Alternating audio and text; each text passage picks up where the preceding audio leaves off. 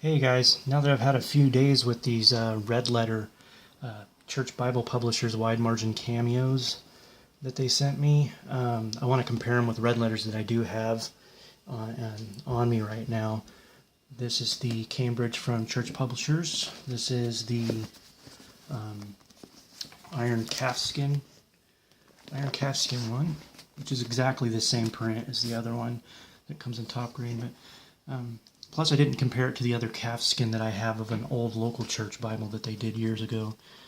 Here's a Thompson chain, which you can tell, I mean, just right off the bat, the difference. It's this is more of a red, more of a darker red than a pink red, I would say. At first, I was thinking it was more on the pink side, but it's really not. Here's your Thompson red letter, which is really bright and kind of fadey sometimes.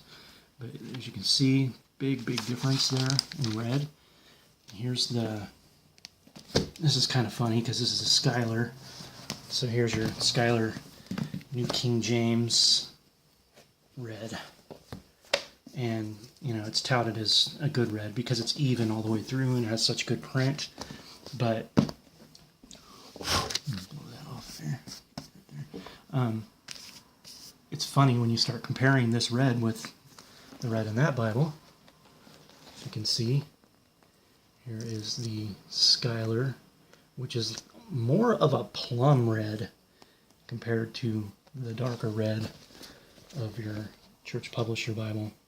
So, see, look at that red. It just really pops, you know.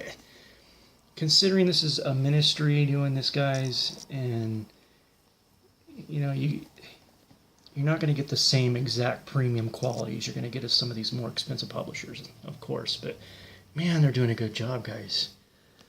It's just really good red, and that's what they made this one for, the red letter, so people that like red letter can get a nice red letter, and it's even throughout. If it fades, it's very little. It's not enough to cause you any issues. But look at the difference. That's a Schuyler, and that's your church publishers. You know, 3 different reds, and I prefer the church publisher red. That's the kind of red I like. Here's my daughter's New King James. This was a Ben's Bible rebind that he did for me a couple years ago. Do you guys like that rebind? That I have it in a video if you want to go check it out. But that's the red in a Thomas Nelson. The paper wasn't so great in this copy. I wish it would have had a better book block in that one. But as you can see, the church publishers is even darker than that one, which was actually a pretty good red in that Thomas Nelson New King James. You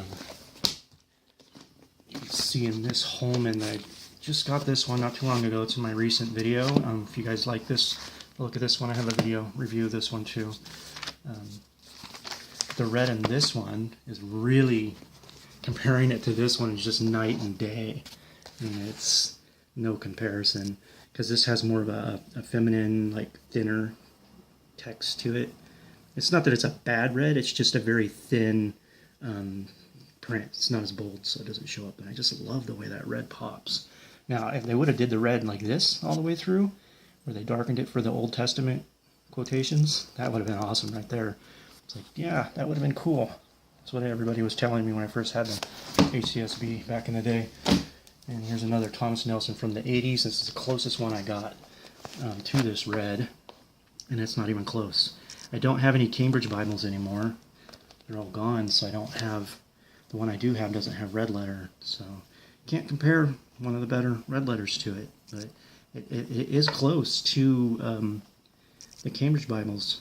Cambridge is a little bit more deep, and of course more, Cambridge you get more of a rich, deep red. But man, I tell you, this is a good red letter Bible, guys. I wanted to show also, shut these up here, this calfskin edition real quick is a little bit different than what some people might be used to with church publishers when they used to be LCBP, and some of the ones that I've seen so far from church publishers. This older ones had a more polish to them, and the liner had a thinner inner polished liner, kind of a lot thinner. I mean, yes, it's super flexible, and it's because it's such a thin such a thin cover. I love these Bibles. This is my son. It was his Schofield. I actually traded him something for this. So I actually have this one back. So he wanted another Bible, so swapped it out. So I actually have one of my old ones back, which is kind of cool. But as you can see with the difference of the grain patterns, this had more of a wrinkly cross grain, river grain, really cool looking. And then this has more of the grains will start to pop because this has been used a long time. But after this one gets worked in, it'll start doing that too. You'll start seeing a lot more of the grain structures. But it's a lot thicker lining that they're using on this, and then the calfskin too is thicker. So be aware of that. This is definitely a thicker cover than their older ones back in the day, and not as polished. It has more of a slight polish to it, which I really like. I like that, and I like that they don't iron it out as much as they used to, and so it leaves a lot of the natural grain structure in there, so that's really cool. And to give you guys a size comparison, which I didn't in my last videos, that's an old Schofield regular size, wide margin on the edge. Here is a Cambridge Clarion, so that gives you size. This thing is that was size that everybody talks about that they just can't find with a Bible. It's that size. It falls right between that size where a Bible gets too big or it just gets a little bit too small. So this is the top grain one. So you can see the grain in that. And they're identical, but this one has a looser fitting cover. So I don't know if all the covers are the same size from where they got these calfskin ones. And then the top grain, or if they're all going to be this size, but see how it curves over that, and you have more of a round curve there than you do with the calfskin one. Calfskin one seems just like it fits just right, and this one fits nice and loose, and this is the way I like it. This isn't bad, and this works just fine. It's not stretching at all. It fits there just fine. So I'm not saying that it doesn't fit. It does have a little bit different look to it, but I don't know if every single one will be like that.